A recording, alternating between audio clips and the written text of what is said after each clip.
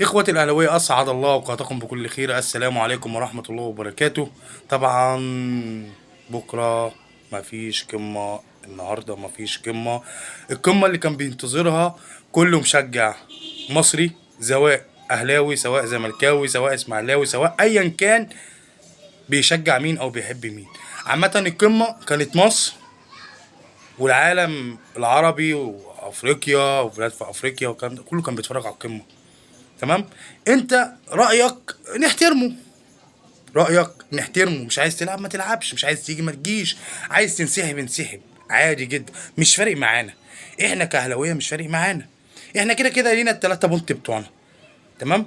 اللي احنا لينا 3 بونت بتوعنا، لينا ان انت ريحت لاعيبتنا. تمام.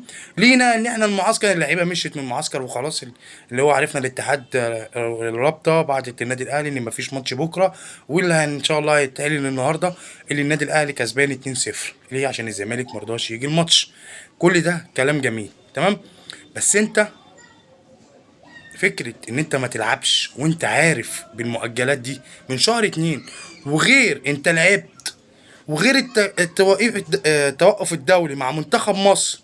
ليه ما ساعتها ما قلتش؟ او ليه ساعتها في شهر 2 ما قلتش؟ او لما رجعنا مع منتخب مصر، اما اللعيبه بتاعتنا رجعت والتوقف الدولي خلص، ليه انت ما قلتش انا مش عايز العب؟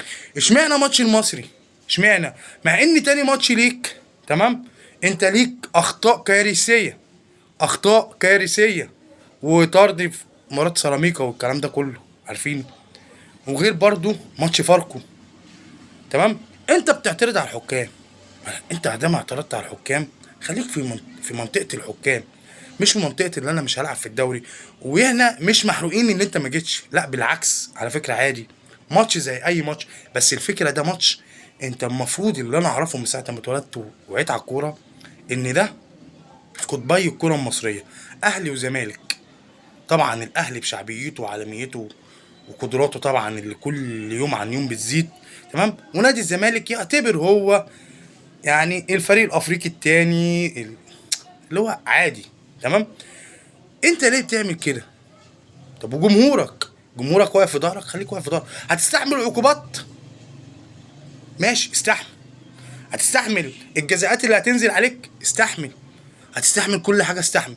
وانا اراهنكم ان قريب جدا حل مجلس اداره نادي الزمالك، حل اداره مجلس نادي الزمالك حسين لبيب، المجلس بتاعه هيتحل. ليه؟ لانه دخل في حته تعنت. انا لا مش هلعب. وليه الماتش ده؟ عشان الماتش ده طبعا عارفين قيمته، وعارفين المشاهدات اللي عليه، وعارفين الرعاة، وعارفين حاجات كتير قوي. وهو فرحان ان النادي الاهلي دفع 70,000 دولار ولا 60,000 دولار للحكام. احنا ضحكنا على الاهلي والكلام ده. يا عم عادي، اضحك حبيبي. احنا عندنا عقد، احنا عندنا رعاة وعندنا الكلام ده، يعوضونا عن 60,000 دولار كنادي اهلي، اللي انت اساسا ما تعرفش تجيب حق رعاية منهم واحد بس. تمام. فده ما علينا. لكن انت ان انت تصمم على ماتش زي ده ما تجيش، يا عم ما تجيش. احنا عايزينك بقى بطل وتكمل الدوري للاخر.